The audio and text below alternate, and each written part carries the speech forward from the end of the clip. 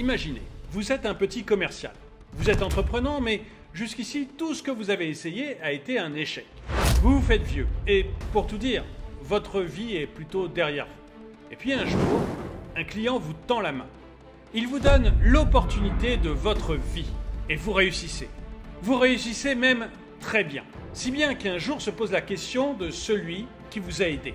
Vous pouvez soit l'aider à votre tour et le rendre immensément riche, comme vous, soit l'arnaquer. Que feriez-vous? Bonjour, je suis François Xavier et aujourd'hui je vais vous parler de Ray Kroc et de la saga McDonald's. Avec 37 000 restaurants aux quatre coins du globe, McDonald's est aujourd'hui un des quelques noms mondialement connus de la restauration. Avec son Big Mac et son Happy Meal et sa formule classique burger, frites, coca, cette franchise a réussi à se faire une place auprès de toutes les cultures et au sein des familles. Présent dans 120 pays depuis déjà 60 ans, l'entreprise est reconnue par tous et est un symbole fort de la restauration américaine et des États-Unis, là où, contrairement à McDonald's, personne n'a réussi à devenir l'entreprise mascotte de la France, du Japon ou de la Turquie. Ce succès mondial est dû à un homme, Ray Kroc. Mais qu'a-t-il fallu sacrifier pour en arriver là? Ray Kroc a-t-il vraiment réussi à bâtir un tel empire sans se salir les mains? Si connaître par quel stratagème Ray Kroc a réussi à bâtir un des plus grands empires du monde de la restauration, si ça vous intéresse, eh bien cette vidéo est faite pour vous.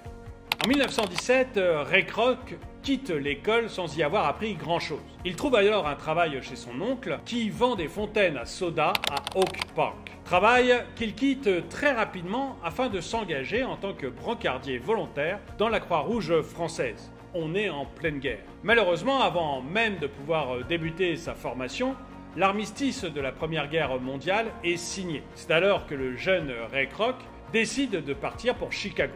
Ayant pris des cours de piano de la part de sa mère lorsqu'il était jeune, Ray Kroc s'improvise musicien et devient joueur de jazz. Il joue pour différents orchestres avant de se trouver un poste dans une radio locale. En 1921, et sur recommandation de son père, Ray déménage en Floride afin d'essayer sa main dans l'immobilier. N'appréciant pas le métier, il retourne à Chicago en 1922 et se marie à Ethel Fleming, la fille d'un propriétaire d'hôtel du Michigan. Il va également devenir vendeur chez un des plus gros producteurs de gobelets en carton des US, Lilly Tulip Cup Corporation. Il reste avec l'entreprise pendant 15 ans, gravissant petit à petit les échelons jusqu'à devenir chef des ventes de tout le Midwest américain. En 1937, Ray Kroc rencontre Earl Prince et il quitte alors son poste et rachète les exploitations du multi-shaker sur tous les États-Unis. La machine multi-shaker d'Earl Prince permet de mixer 5000 chèques à la fois et Ray Kroc crée une société d'exploitation. C'est cette aventure qui l'amène en 1954 à rencontrer les frères McDonald. En 1954, alors que ça fait 15 ans que Ray Kroc distribue, avec un succès relatif, ses shakers, il reçoit une commande pour 8 appareils. La commande est inhabituelle et Ray Kroc décide d'aller voir ce qui se passe. Il se rend dans un restaurant drive-in à San Bernardino, en Californie. Profitant de l'essor de l'automobile, les frères Richard et Maurice McDonald ont transformé leur petite échoppe de burgers en une chaîne de 8 magasins drive-in proposant une sélection limitée de produits afin de favoriser la rapidité. Hamburger, cheeseburger, lait, café, chips, tartes et 3 boissons. Tels sont les choix qui ont permis aux deux frères de passer d'une échoppe en 1937 à 8 restaurants 17 ans plus tard. Le choix étant faible et les prix devant être imbattables, le concept des frères McDonald était de répartir les tâches des employés de la même manière que Ford l'avait fait dans ses usines automobiles. En fait, ils étaient passés à ce qu'on appelle la Fordisation. Chacun avait une tâche bien précise à accomplir, ce qui permettait une efficacité maximale. Les commandes étaient donc prêtes rapidement, et la vaisselle ayant été remplacée par des emballages en papier, ceux-ci étaient jetés par les clients eux-mêmes. Impeccable, le système fascina Ray Kroc, qui avait, par un heureux hasard, rendez-vous avec les deux frères McDonald. Ray Kroc se rendit rapidement compte de deux choses. La première, c'était que les frères McDonald étaient de grands visionnaires. La seconde, c'était que les frères McDonald n'avaient qu'un sens limité de la gestion et une ambition bridée. Cependant, persuadé que l'entreprise peut prendre une envergure au minimum nationale grâce à son concept novateur, Ray ne lâche pas l'affaire. Il leur propose donc de devenir leur franchisé unique de l'enseigne en échange de parts dans son entreprise. Pour tout dire, Ray Kroc sera le seul à pouvoir utiliser l'enseigne à travers les États-Unis et en échange, les frères McDonald auront des parts de l'entreprise de Ray Kroc. Le loup est entré dans la bergerie et il va dévorer les 2 moutons. 7 ans plus tard, en 1961, Ray rachète les parts des frères McDonald pour une somme de 2,7 millions de dollars. À l'époque, c'est une somme très importante, mais ça ne représente rien par rapport à la valeur de l'entreprise aujourd'hui. Le succès de McDonald's fut surprenant.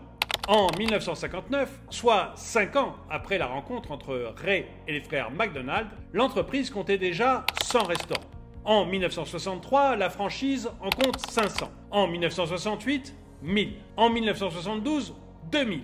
Et en 1978, la franchise compte un nombre incroyable de 5000 restaurants, soit 625 fois le nombre de restaurants que possédait McDonald's au début de l'aventure, en 1954. De plus, le rayonnement de l'entreprise ne se contente pas des frontières USA, ni même des frontières nord-américaines. En 1967, McDonald's commence son exploitation internationale en ouvrant 2 restaurants en Amérique, un à Porto Rico et l'autre au Canada. En 1974, soit 7 ans plus tard, la franchise était implantée en Europe, plus précisément en France et en Angleterre, en Asie grâce au Japon et dans le reste de l'Amérique du Sud avec le Salvador et le Guatemala. Bref, en 24 ans à peine, l'entreprise a vu son développement rapide lui donner une reconnaissance mondiale. Mais ce succès fulgurant n'était pas gagné d'avance. Lorsque Ray rachète aux 2 frères McDonald's de leur franchise au début des années 1960, le concept de la restauration rapide est déjà répandu. Par exemple, Ojo, une des chaînes de fast-food les plus connues à cette époque et créée par Howard Dearling Johnson en 1925, compte près d'1 millier de restaurants partout dans les USA. D'ailleurs, le concept même de la vente de burgers est très répandu. Ojo, parmi d'autres choses, en proposait dans son menu. Ce qui va démarquer Ray Kroc et son entreprise, c'est son ambition à lui.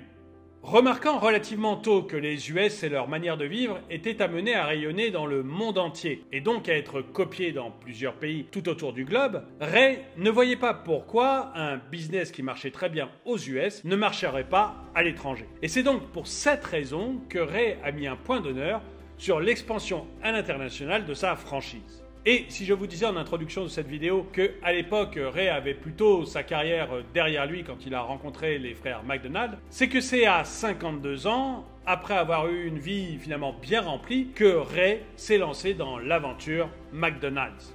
En 1955, soit seulement 1 an après sa rencontre avec les frères McDonald, Ray ouvre son premier restaurant à Des Plaines, dans l'Illinois. Restaurant pour lequel il reprend toutes les recettes qui ont fait le succès des 2 frères en Californie. Une propreté irréprochable, des prix imbattables, un service rapide et un menu limité. Il va même jusqu'à copier les arches dorées inventées en 1952 par les frères Maurice et Richard McDonald. À ces idées clés préexistantes, il rajoute cependant certaines de ses idées à lui.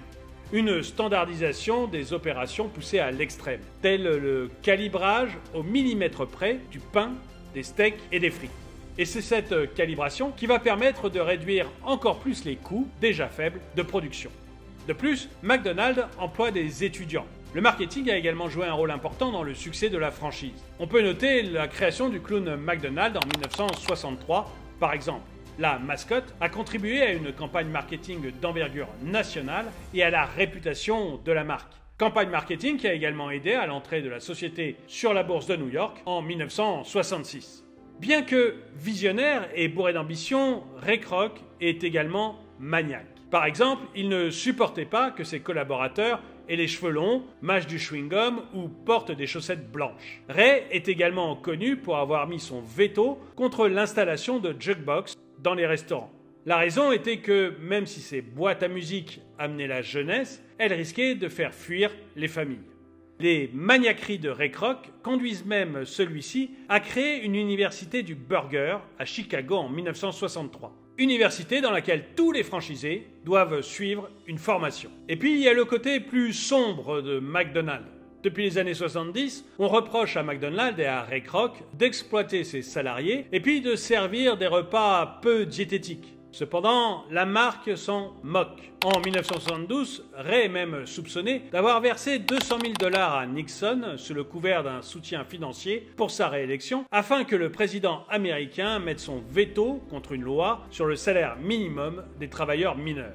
Mais rien ne pouvant être prouvé, Ray Kroc n'a jamais été poursuivi en justice pour cette affaire. Alors finalement, ambitieux, abondamment. Chanceux, certainement. Peu moral, sans doute.